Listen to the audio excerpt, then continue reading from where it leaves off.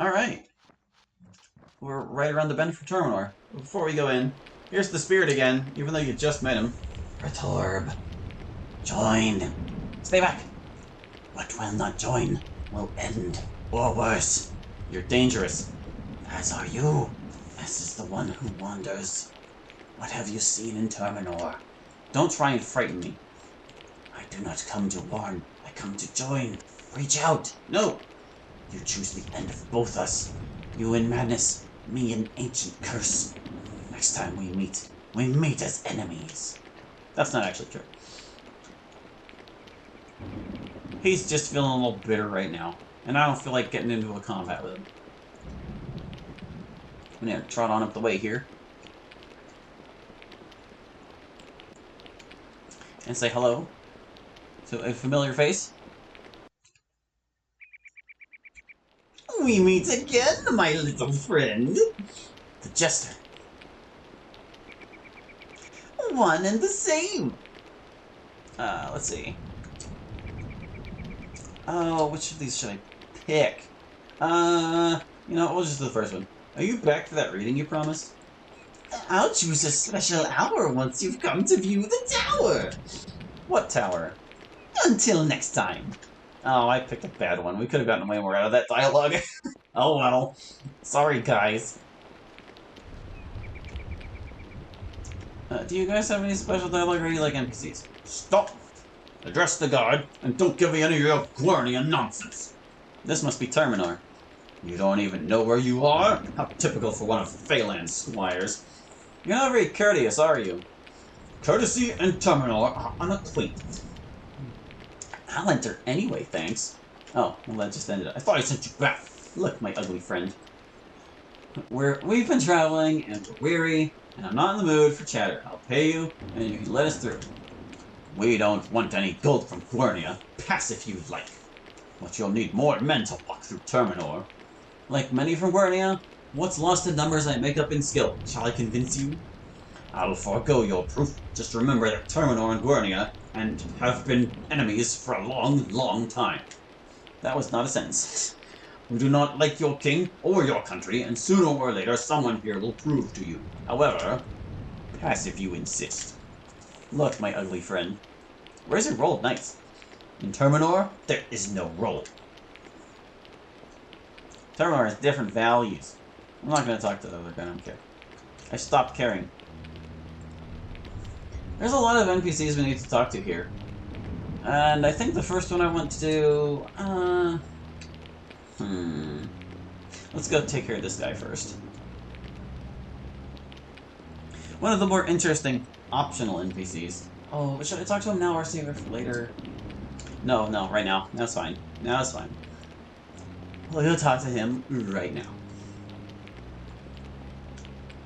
He's up on the middle floor here. Let me turn the camera up. Thank you. Not him. This fella, right here. Hello there, Squire. Share a tale, Squire?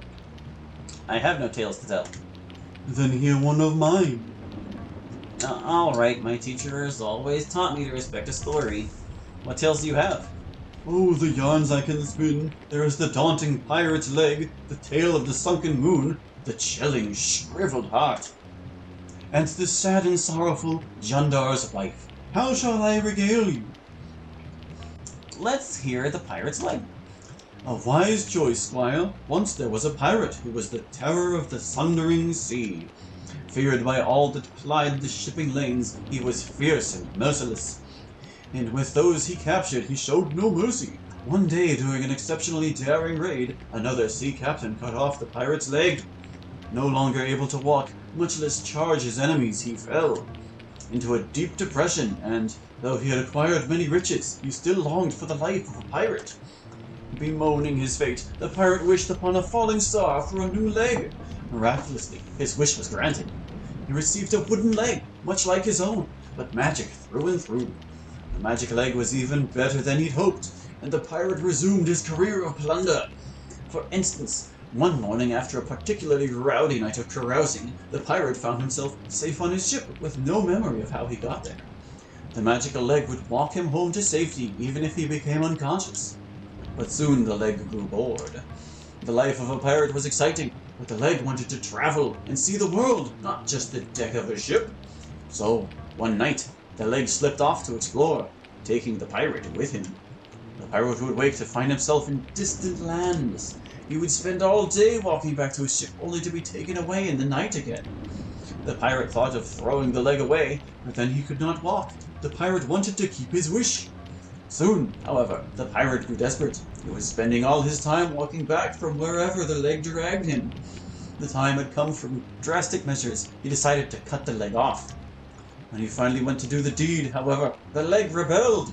Before the pirate knew what was happening, the leg walked him right over the edge of the ship and into the ocean. The pirate sank and drowned. But the wooden leg floated safely to the surface? How did you know? So it did. The leg floated. And so the pirate learned too late to be careful what he wished for, because, unlike shoes, wooden legs have no soles. Right. You look disappointed. Shall I tell you another? Tell me the sunken moon. With pleasure. Long ago, a great sorcerer looked up at the night sky and coveted the beautiful moon. He had a great palatial mansion, many fertile lands, and a mountain of gold that reached to the sky. But none of this was enough? Of course not. Instead, the sorcerer thought, "The moon is so beautiful and shines with such delicious light, I will add to my treasures, and all will envy what I possess." Using all his sorcerer's might, he snared the moon in a web and pulled it down to the ground. Once the moon was close to the ground, he realized he had no treasure room big enough to hold it. So he took a portion of his mountain of gold to build one. He constructed this great shrine at the head of a mighty river and placed the moon atop it. The moon was a great shining jewel for all to see, and the sorcerer's many friends were awestruck and envious until the moon began to sink. Shrine and all, it went right down into the mud. In dismay, the sorcerer spent more of his gold to shore up the foundations of the shrine. And though he slowed the sinking for a time, the moon continued to slip away, lower and lower, until it began to block the river. Now the sorcerer's fertile land was drying out, and he spent his gold again. He built great irrigation systems and aqueducts, but the moon sank lower and blocked the river completely. The land became dry and lifeless. Lower sank the moon, ever lower. The light it shed began to fade as the moon sank into the ground. The sorcerer spent more gold to build mirrors to reflect the light of the moon and keep it bright. But the moon sank lower and cracked the mirrors, and desperately the sorcerer sought to spend more gold to hoist the moon back up. But alas, he had spent all he had. The mountain of gold had dwindled down to a tiny pile of old copper coins. Finally, the moon sunk below the surface and disappeared. Eventually, it fell out the other side and flew back up into the sky again. The sorcerer was ruined, his gold lost, his land dried up, and all his powers spent. And after all he had done, the moon was right back where it was in the beginning. Why? Strong as he was, the sorcerer had never learned one vital lesson. You can't have everything you see? No, the moon is very heavy. At first I thought this was a silly story, but it has a kind of wisdom. It's one of my favorites. How about another? We're gonna skip the Sherwood part for now and go to the Jundar's wife. Many years ago there was a great and powerful Jundar lord.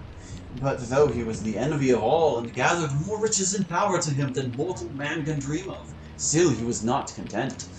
So this Jundar built a great ship to sail from the lands he had plundered to find the thing that would silence the echoes in his heart. He brought with him his most trusted advisors, as well as his rather slow-witted Mirari servant. Before they set sail, the Jundar asked his advisors if he should embark on this quest.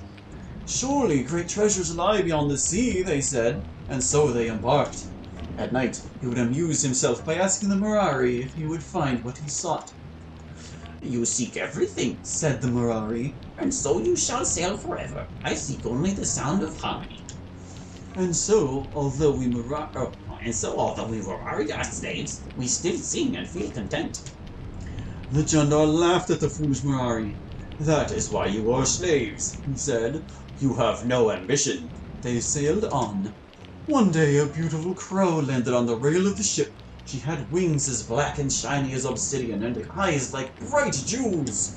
When the Jundar lord approached her, she turned into the most beautiful Jundar maiden he had ever seen. The maiden told him that she could turn flesh into gold, and that if he would marry her, she would every day increase his riches. The Jundar Lord eagerly agreed and took her back as his bride. Every day the Jundar's wife made slaves and servants into gold. Soon the palace was filled with golden statues. But there was a cast. At night she turned into crow form and plucked out a little of his heart.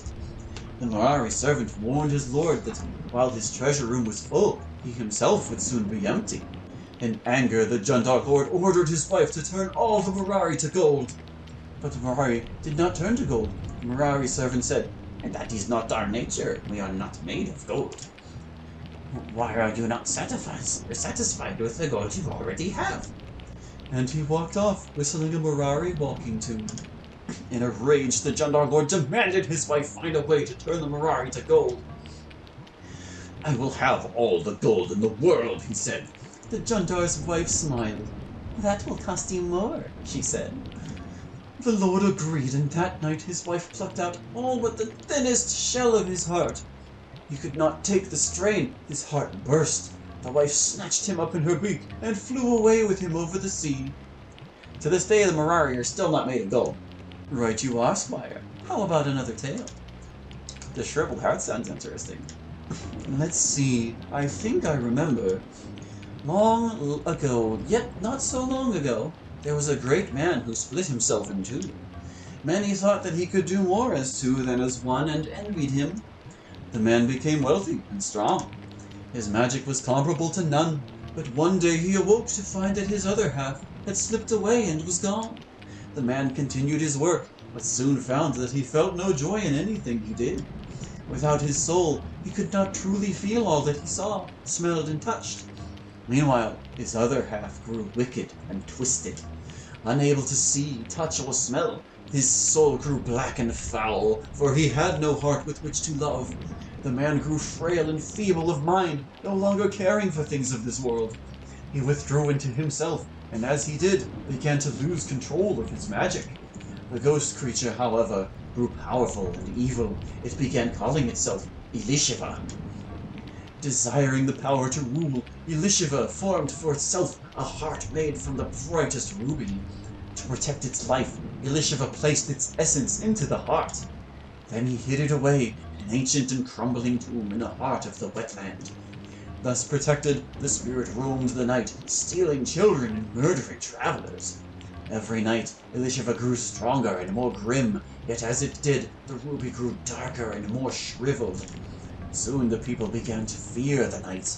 They would hide away as the evil spirit roamed the streets, slinking from shadow to shadow, moaning and muttering its evil thoughts. And still the ruby heart grew more and more shriveled.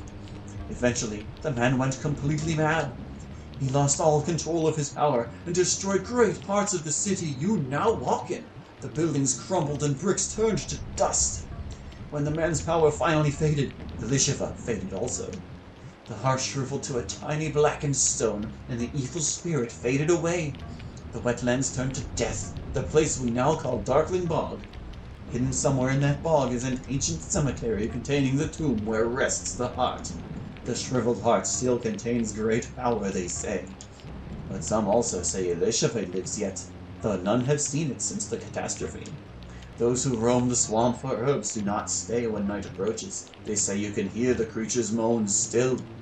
I have no moral to tell here. This story is younger than the rest, but at the same time older still. But what was Elishiva? Who can say now? A spirit? Be wary in Darkling Bog, lest your own heart be shriveled too. Maybe I should find the Elishiva's lair. Hear its story instead. You know, I really can't listen to stories today. As you wish, Squire.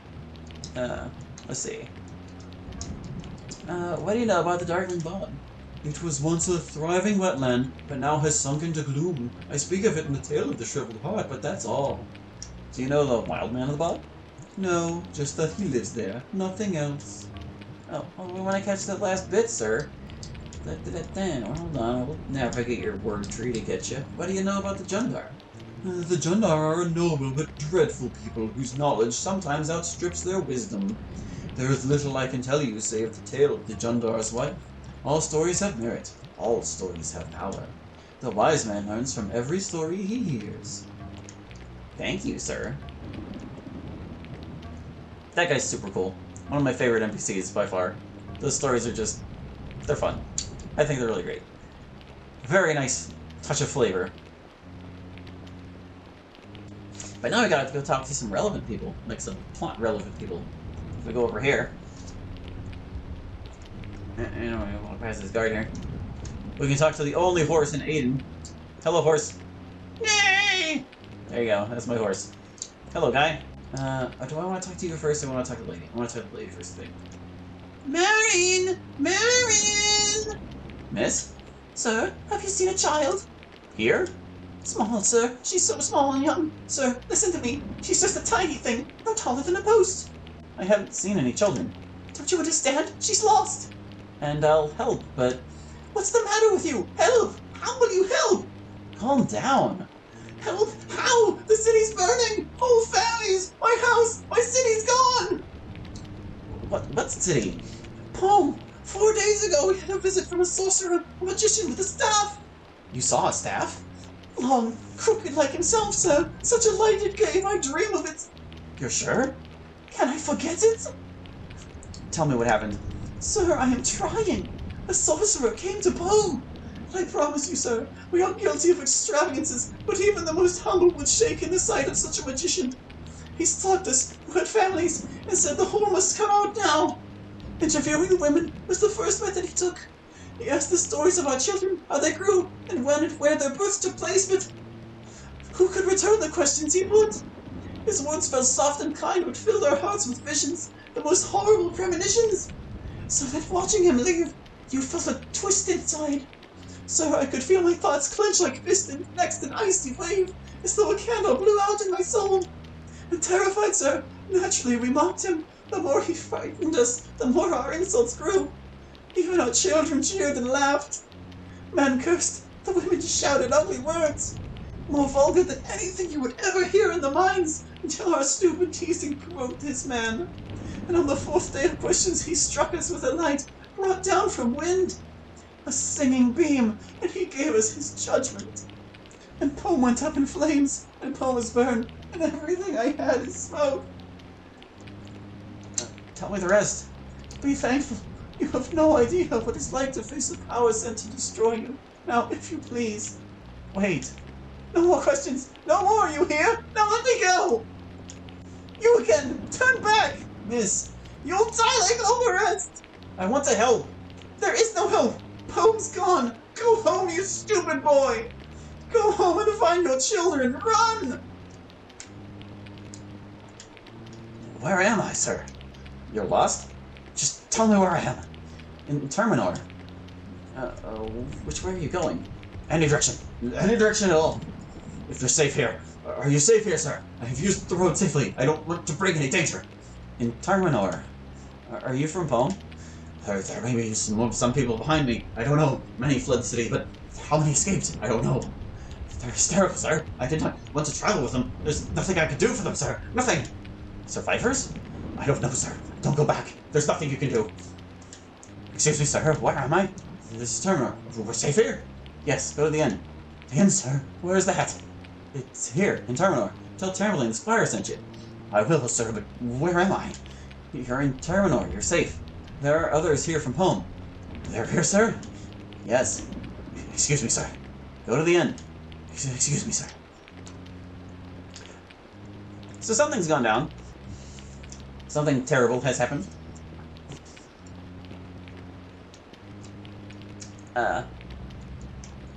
Over here is Chamberlain. We're going to talk to him before we head inside. Ah, a traveler from Gronia. Well, well. I suppose you've had a cold reception hereabouts. Nonetheless, the staring over is open to all, sir. Your hospitality is a welcome change, innkeeper. Are you Chamberlain? Do you know Ardra? Ardra? Yes, I know her. Why, do you know her? We left her a few days ago. She told me to stop in and say hello to you. Oh, did she mention that night on the beach east of Port Said? The minx. What? I bet she didn't. Well, some things are better left as memories. What can I do for you, boy? Your hospitality is a welcome change, innkeeper. I'll pay double rates for the hospitality. Double, you say? If you like. A generous offer, but Travelers stay cheaply if they have a troubadour with them. Any chance you might, lad? Lovers of music here, are you?